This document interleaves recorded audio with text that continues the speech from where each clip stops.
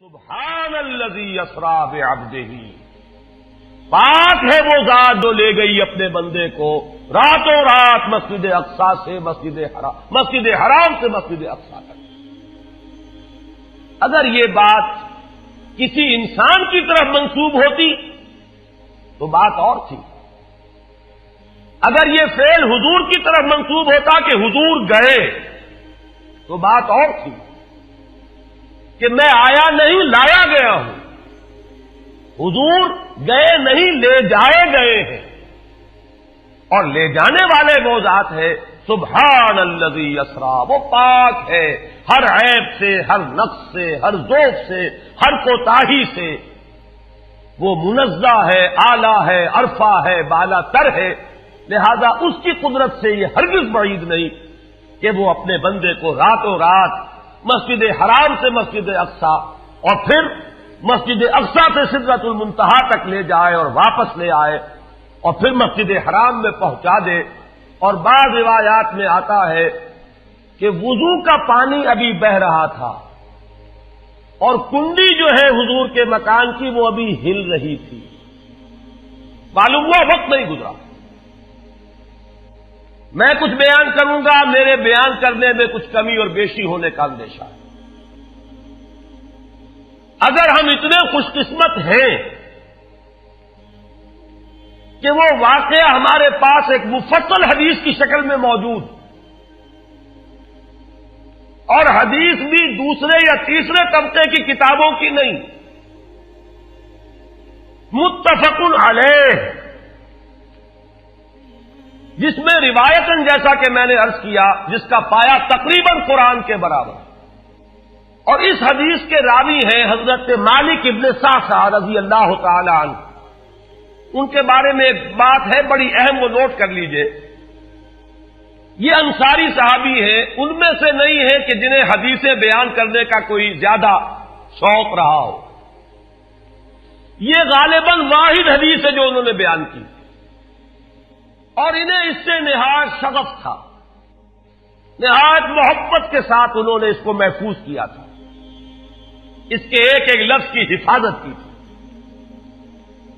چنانچہ بعض دوسرے وہ صحابہ بھی جنہوں نے خود حضور سے یہ بات سنی ہوئی تھی، اب ایک تو وہ خود براہ راست روایت کر رہے حضور سے کہ ہم نے سنا، حضرت انس ابن مالک رضی اللہ تعالی عنہ خود، لیکن وہ صحابہ بھی ان کی خدمت میں خاص طور پر حاضر ہو کر ان سے اس روایت کو سنتے تھے، اس لیے کہ اس روایت میں ان کا درجہ بہت بلند ہے، ان کو اس سے بہت شغف تھا، تو صحابہ جو براہ راست حضور سے سن چکے وہ بھی ان کے پاس جا کر خاص طور پر اس حدیث کو سنا کرتے تھے۔ چنانچہ یہ روایت جو متفق علیہ ہے، یہ امام بخاری جو اس کو لائے ہیں عن قتادہ عن انس بن مالک عن مالک ابن صعصعہ رضی اللہ تعالی عنہم، حضرت انس ابن مالک سے روایت موجود ہے مسلم شریف میں براہ راست ان سے، لیکن یہ اس روایت کو بیان کر رہے ہیں حضرت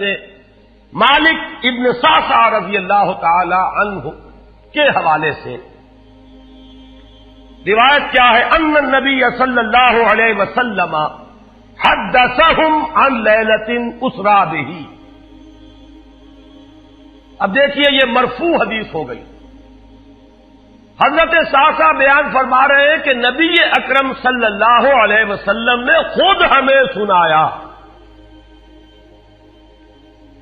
وہ حالات و واقعات سنائے جو اس رات کو پیش آئے جس رات کے انہیں لے جایا گیا۔ قال بینما انا فی الحطیم وربما قال فی الفجر، حضور فرماتے ہیں کہ میں اسی اثنا میں کہ میں حتیم میں تھا، اور ایک دوسری روایت میں الفاظ حجر آئے ہیں، وہ بھی کہتے ہیں اسی حصے کو، مضطجعا میں لیٹا ہوا تھا،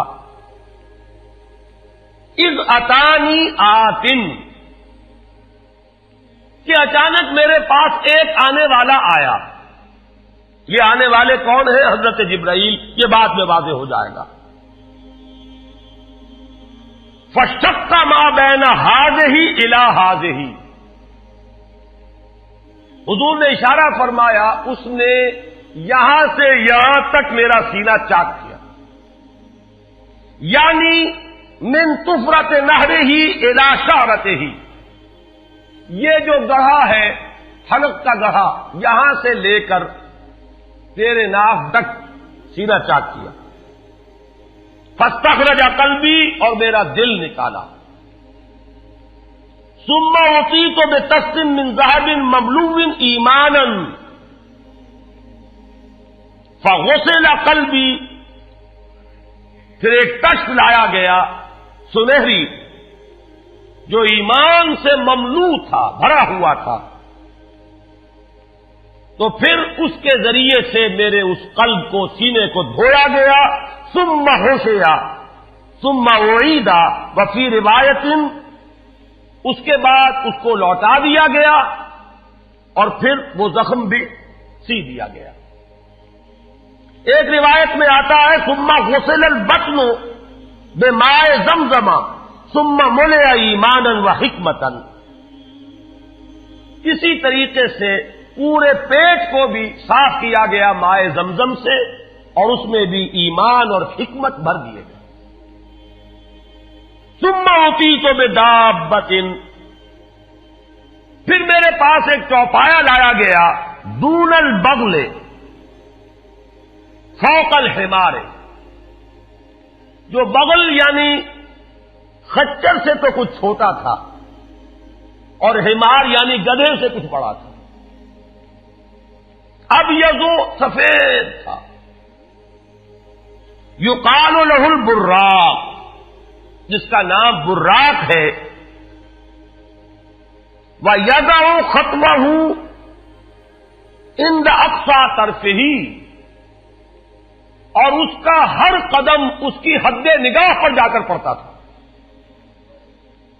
فَعِلْتُ عَلَيْهِ، میں اس پر سوار ہوا، فَانْطَلَقَ بِي جِبْرَائیل، اب یہاں نام آ گیا، وہ آنے والے کون تھے؟ پھر چلے میرے ساتھ حضرت جبرائیل، حتی اتت السماء الدنیا، یہاں تک کہ وہ آسمان دنیا تک پہنچ گئے، جو پہلا آسمان۔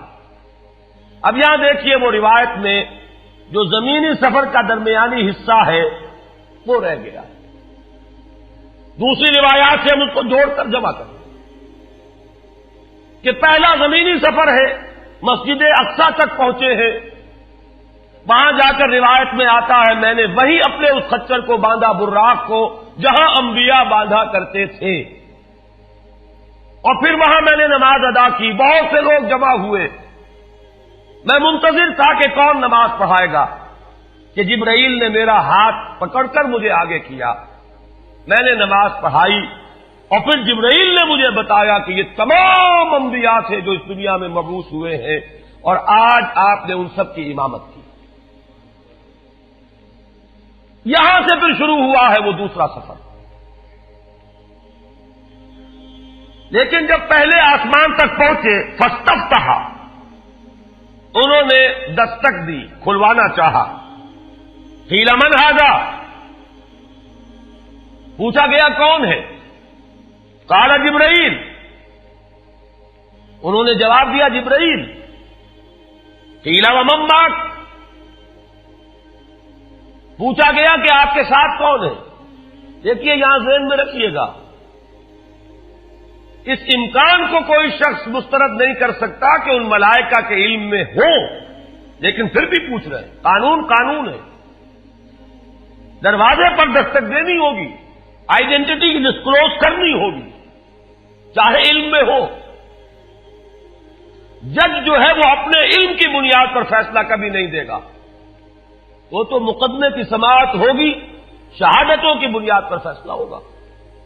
ذاتی علم کی بنیاد پر کرنا ہے تو وہ خود کسی اور عدالت میں اس مقدمے کو منتقل کرے اور وہاں گواہ کی حیثیت سے پیش ہو، تو قانون قانون ہے۔ پوچھا گیا آپ کے ساتھ کون ہے؟ قال محمد صلی اللہ علیہ وسلم۔ قیل وقد ارسل الیہ، پوچھا گیا کیا انہیں بلایا گیا ہے؟ قال نعم، انہوں نے فرمایا ہاں۔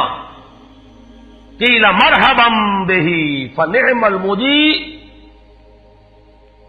جا ففتح فلما خلصت، اس کے بعد کہا گیا مرحبا ان کے لیے، تہنیت ہے، مبارکباد ہے، خوش آمدید ہے، کیا ہی اچھے ہیں وہ جو لائے گئے ہیں۔ پھر وہ سمائے دنیا جو ہے اس کا دروازہ کھولا گیا، میں اس میں داخل ہوا، فیضا فیہا آدم، میں نے دیکھا وہاں حضرت آدم تشریف فرمائے۔ فقال ھذا ابوک، جبرائیل نے کہا یہ آپ کے جد امجد ہیں، فسلم علیہ، ان کو سلام کیجئے، فسلمت علیہ، میں نے انہیں سلام کہا، فرد السلام، انہوں نے سلام کا جواب دیا، ثم قال مرحبا بالابن الصالح والنبی الصالح، خوش آمدید ہے، مرحبا ہے صالح بیٹے اور صالح نبی پر۔ ثم صعد بی، پھر مجھے اور اٹھایا گیا، حتی اتی السماء الثانیہ، یہاں تک کہ جبرائیل پہنچ گئے دوسرے آسمان تک۔ فاستفتح، پھر وہی سوال و جواب ہے، میں اب ترجمہ نہیں کروں گا۔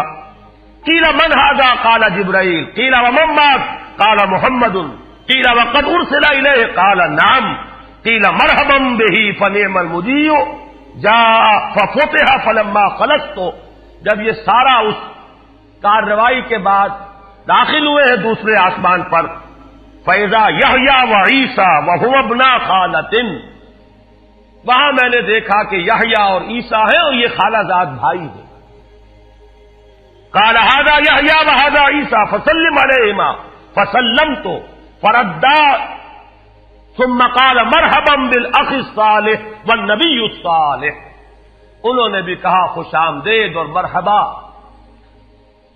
ایک صالح بھائی اور صالح نبی کو، یہاں نوٹ کیجئے گا، حضرت عیسیٰ اور حضرت یحییٰ یہ بنی اسرائیل میں سے، لہذا حضور کو اپنا بیٹا نہیں کہہ سکتے، بھائی کہہ رہے ہیں۔ آدم جد امجد ہیں، انہوں نے بیٹا کہا ہے، مرحبا بابن الصالح والنبی الصالح، وہ نبی تو ہے، سب کہیں گے نبی، لیکن کوئی بھائی کہے گا، کوئی بیٹا کہے گا، ابراہیم بیٹا کہیں گے، موسیٰ وہ بھائی کہیں گے، جن کی نسل سے آپ نہیں ہیں، وہ جو براہ راست نسل چلی آ رہی ہے اس میں جو ذکر کرے گا وہ بیٹے کے لفظ سے کرے گا۔ ثم صعد بی الی السماء الثالثہ فاستفتح، قیل من ھذا قال جبرائیل، قیل ومن معک قال محمدا، قیل وقد ارسل الیہ قال نعم، قیل مرحبا بہ فنعم المجیء جاء ففتح فلما خلصت اذا یوسف قال ھذا یوسف فسلم علیہ، فسلمت علیہ، فرد، ثم قال مرحبا بالاخ الصالح والنبی الصالح۔ اب مجھے ترجمے کی ضرورت نہیں ہے، ایک مرتبہ بات آپ نے سمجھ لی، اب تیزی کے ساتھ میں اس حدیث کو پڑھ دینا چاہتا ہوں۔ ثم صعد بی، پھر مجھے اور بلندی پر لے جایا گیا، حتی اتی السماء الرابعہ فاستفتح، قیل من ھذا قال جبرائیل، قیل ومن معک قال محمد، قیل وقد ارسل الیہ قال نعم، قیل مرحبا بہ فنعم المجیء جاء ففتح فلما خلصت فاذا ادریس فقال ھذا ادریس فسلم علیہ، فسلمت علیہ، فرد، ثم قال مرحبا بالاخ الصالح والنبی الصالح۔ یہاں ملاقات ہوئی حضرت ادریس علیہ الصلوۃ والسلام سے۔ ثم صعد بی حتی اتی السماء الخامسۃ فاستفتح، قیل من ھذا قال جبرائیل، قیل ومن معک قال محمد، قیل وقد ارسل الیہ قال نعم، قیل مرحبا بہ فنعم المجیء جاء ففتح فلما خلصت فاذا ہارون قال ھذا ہارون فسلم علیہ، فسلمت علیہ، فرد، ثم قال مرحبا بالاخ الصالح والنبی الصالح۔ ثم صعد بی حتی اتی السماء السادسہ فاستفتح، قیل من ھذا قال جبرائیل، قیل ومن معک قال محمد، قیل وقد ارسل الیہ قال نعم، قیل مرحبا بہ فنعم المجیء جاء ففتح فلما خلصت فاذا موسیٰ قال ھذا موسیٰ فسلم علیہ، فسلمت علیہ، فرد، ثم قال مرحبا بالاخ الصالح والنبی الصالح۔ چھٹے آسمان پر یہ حضرت موسیٰ سے ملاقات ہوئی. فلما جاوزت تو بتا، جب میں آگے بڑھا تو حضرت موسیٰ روئے. قیل ما یبکی کا، ان سے پوچھا گیا کہ آپ کو کیا چیز رلا رہی ہے؟ قال ابکی لأن غلاما بعث بعدی، کہ مجھے اس بات پر رونا آ رہا ہے یہ نوجوان محمد صلی اللہ علیہ وسلم، یہ میرے بہت بعد ان کی بعثت ہوئی ہے. يدخل الجنت من امته اکثر ممن يدخلها من امتی، میرے بہت بعد آنے کے باوجود ان کی امت میں سے جنت میں داخل ہونے والوں کی تعداد میری امت کے مقابلے میں بہت زیادہ ہوگی. بہرحال اپنی امت کا خیال تو ہے، وہ شفقت جو نبی اور رسول کو اپنی امت پر ہونی چاہیے وہ ہے بتمام و کمال. اسے معاذ اللہ کسی حسد پر معمول نہ کیجیے، بلکہ وہ جو احساس ہوا ہے اپنی امت کی محرومی کا، وہ ہے کہ جس نے حضرت موسیٰ علیہ السلام پر یہ کیفیت طاری کی. ثم صعد بی، پھر مجھے اور بلند کیا گیا الی السماء السابعۃ، ساتویں آسمان پر. فاستفتح قیل من ھذا قال جبرائیل، قیل ومن معک قال محمد صلی اللہ علیہ وسلم، قیل وقد بعث الیہ قال نعم، قیل مرحبا به فنعم المجیء جاء.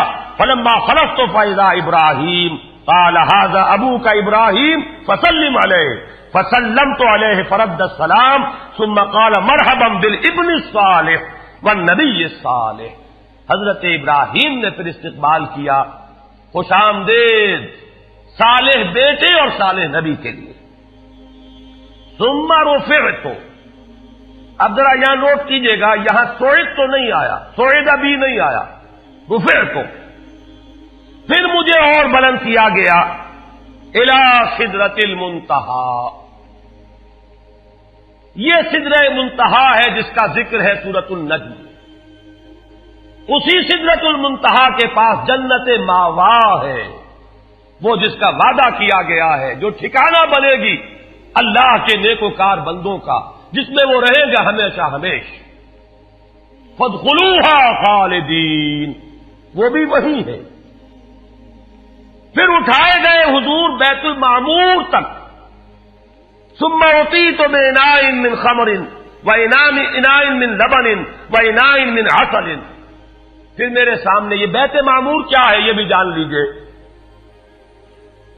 یہ در حقیقت اس سمائے سابعہ پر، ساتویں آسمان پر خانہ کعبہ کا اصل جو ہے اللہ کا گھر، جس کا یہ ظل اور سایہ اس دنیا میں ہے خانہ کعبہ، یہ ہے وہ بیت المعمور، جس کے بارے میں ایک اور روایت میں الفاظ یہ آئے ہیں، اس میں روزانہ 70,000 فرشتے داخل ہوتے ہیں، اور جو فرشتہ ایک مرتبہ داخل ہوا ہے آج تک اسے دوبارہ داخل ہونے کی نوبت نہیں آئی. اسی طریقے سے وہ فرشتے ہیں جو طواف کرتے ہیں خانہ کعبہ کا. پھر جان لیجئے یہ ہماری نگاہوں سے مخفی عالم غیب کی ایک دنیا ہے اپنی جگہ، چاہے ہمیں نظر نہ آئے. پھر میرے سامنے 3 برتن لائے گئے، ایک دودھ کا اور ایک شہد کا اور ایک شراب کا. فاخذت اللبن، میں نے دودھ والا پیالہ اٹھا لیا. قال ہی الفطرہ، حضرت جبرائیل نے توثیق کی کہ یہ ہے اصل میں آپ کا انتخاب درست ہے، یہ فطرت ہے. فطرت اللہ التی فطر الناس علیہا، یہی جو فطرت انسانی سے قریب ترین شے ہے اس کا آپ نے انتخاب کیا.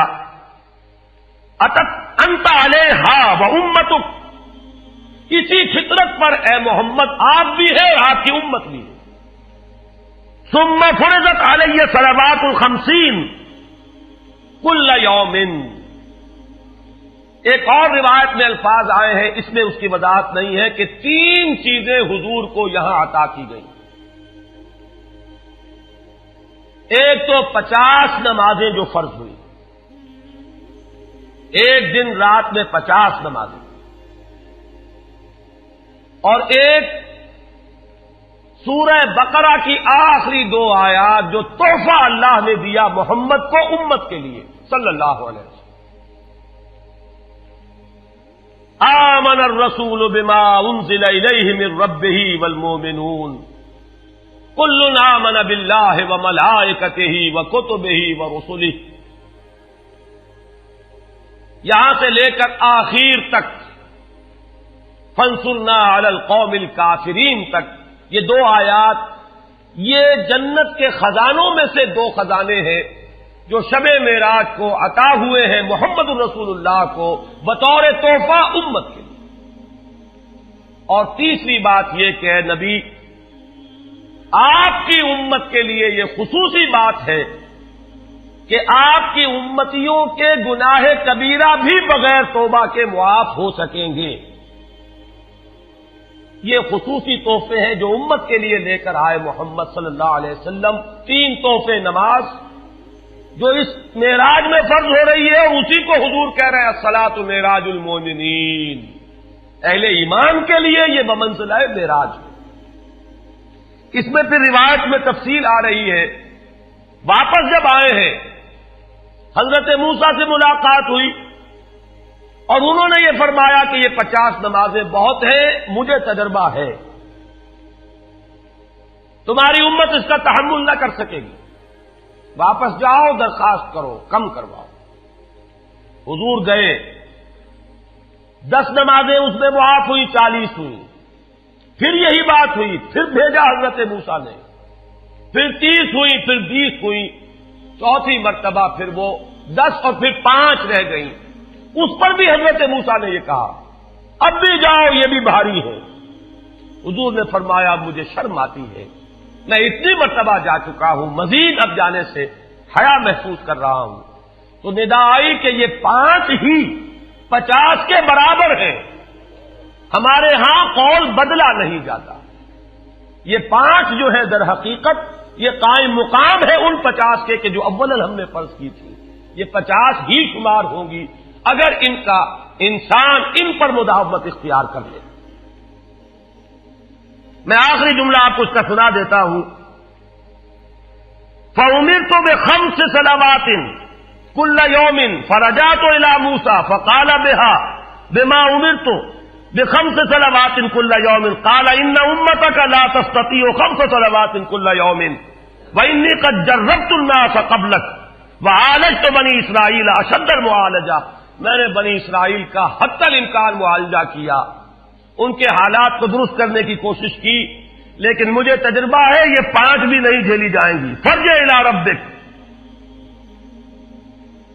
فَاسْأَلْهُ التَّخْفِيفَ، مزید تخفیف چاہیے لِأُمَّتِكَ. قَالَ سَأَلْتُ رَبِّي حَتَّىٰ اسْتَحْيَيْتُ وَلَٰكِنِّي أَرْضَىٰ وَأُسِلُّمُ. قَالَ فَلَمَّا جَاوَزْتُ نَادَىٰ مُنَادٍ أَمْضَيْتُ فَرِيضَتِي وَخَفَّفْتُ عَنْ عِبَادِي. متفق علیہ. مجھے ندا آئی کہ میں نے اپنے بندوں پر تخفیف کی. اس میں وہ ذکر نہیں ہے، دوسری روایت میں ہے کہ ساتھ ہی وضاحت ہو گئی کہ یہ 5 نمازیں بھی 50 کے برابر ہے.